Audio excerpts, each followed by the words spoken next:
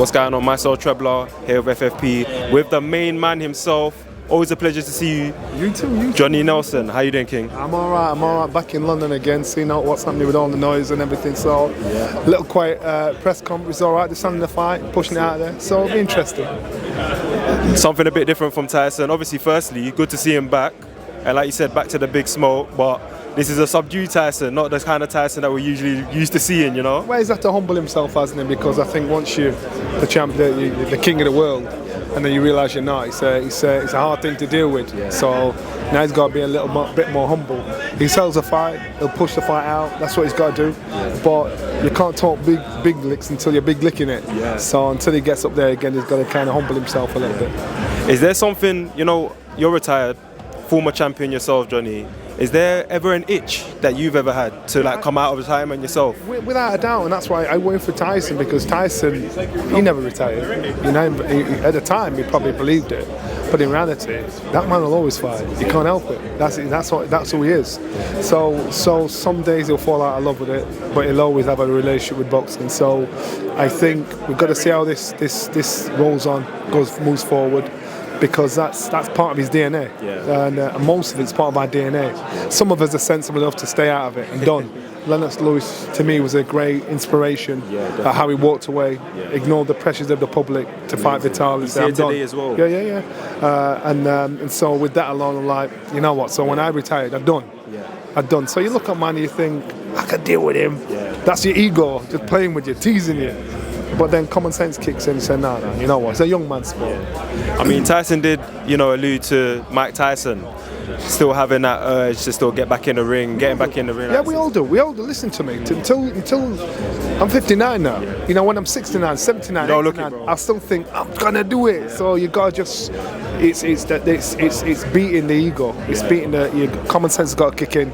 You gotta have good people around you, family, friends, whatever, your loved ones, to speak straight to you. Because if you surround yourself by people that tell you what you want to hear, that's when you make silly mistakes. From a fighter's perspective, what do you think that Tyson has still got to give to the sport? I mean, to be fair, he said there, 2-time world champion. Can we see a 3? I mean, there's people in the... If I'm honest with you, I do believe there's a possibility it could be a 3-weight world champion because the titles are fractured, as long as Usyk's not around. So there's a possibility it can happen, regardless.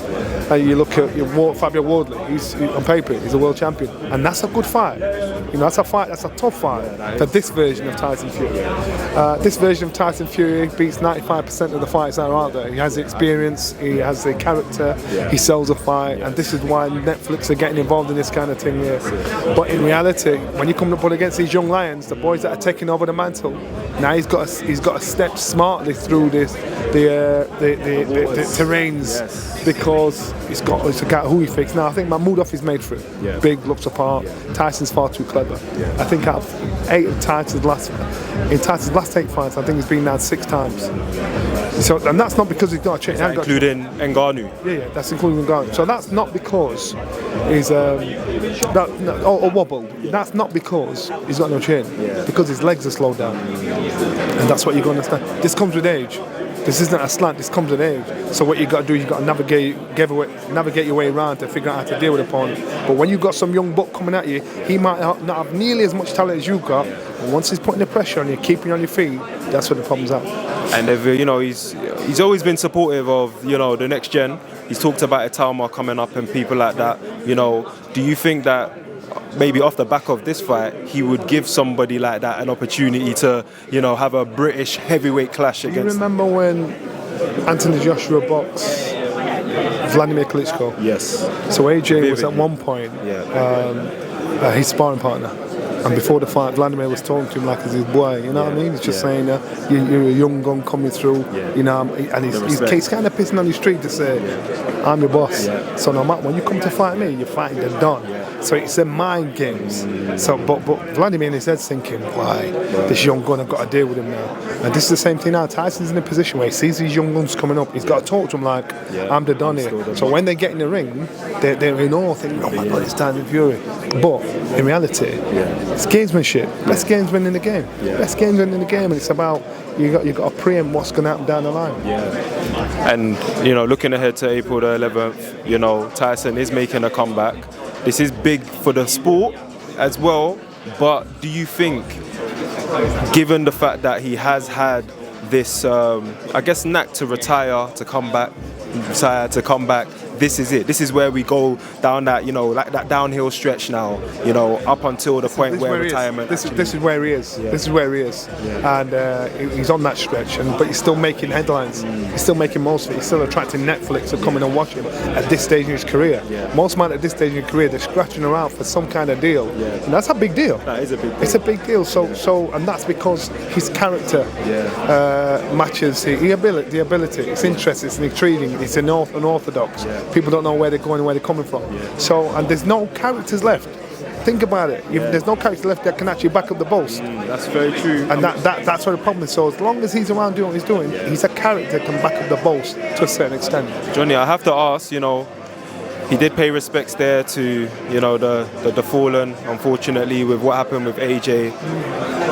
But the big question has always been, do British fans ever get that fight? Do boxing fans, do sports fans ever get that fight? Anthony Joshua and Tyson Fury on a big headline, whether that's here, domestically or abroad. It's a wish list. And both these guys, right now, they still can do that. But if one of them loses, it devalues it a bit more, and a bit more, and a bit more.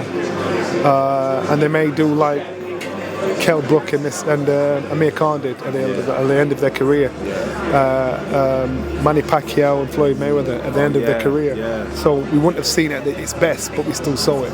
And the attention and the build-up and everything around it did the job. Yeah. Even though the performance might not have been the same we watched 4 or 5 years earlier. Yeah. Same thing can happen with these boys here. As long as it creates division, conversation, argument, dispute, then there's an appetite for it, but you've got to keep winning.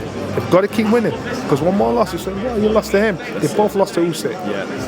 They can't afford to lose to anybody else. AJ lost it to Dubois. So now he's thinking, what do I do? How do I deal with this now? So the stock's dropped a little bit, but still the intrigue is still here for these two. Thank you, Johnny. And looking at yourself, somebody who has given so much to the sport, you're still here, you're still giving to the sport, King. It's always a pleasure to speak to you.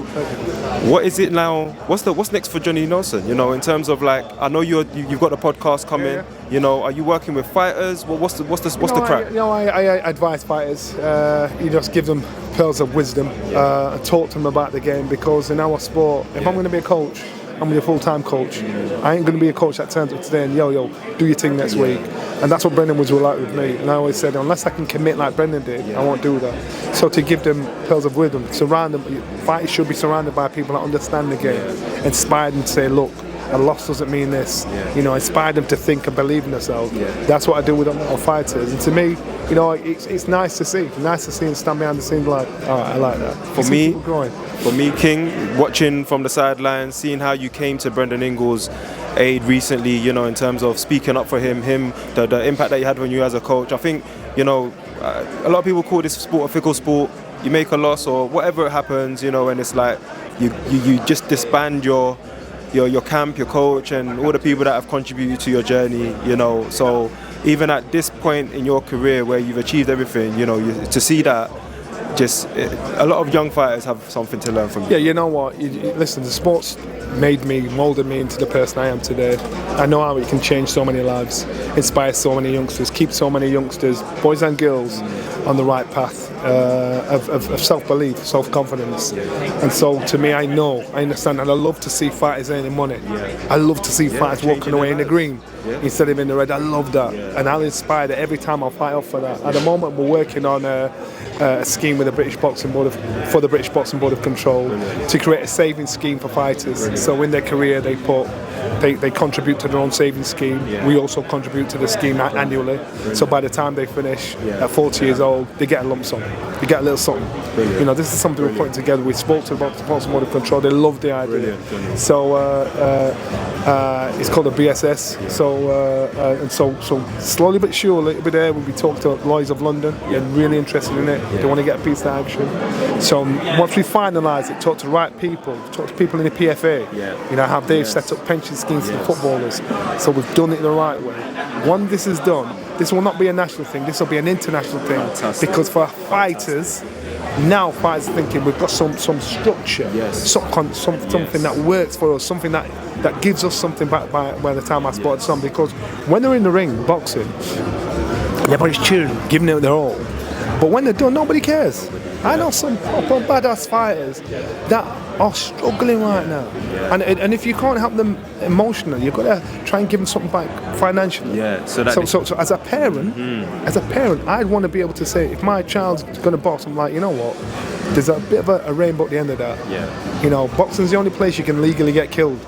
So if you're going to do it, you've got to walk out of this thing with a little bit of it in your back pocket. I respect that so much, and you know what, hats off to any initiatives like that. I mean, it's only recently I had the team speak to Peter Fury about what Peter Fury's doing with, you know. We're working alongside Peter Fury, so it's brilliant. Brilliant, yeah, and so, you know, just for boxers in need, a shout out to boxers in need as well, and big shout out to everything that you're doing, Johnny. Thank you so much for your time, and yeah, hopefully we'll see you down the road, 11th of April. Yes, King, manners and respect.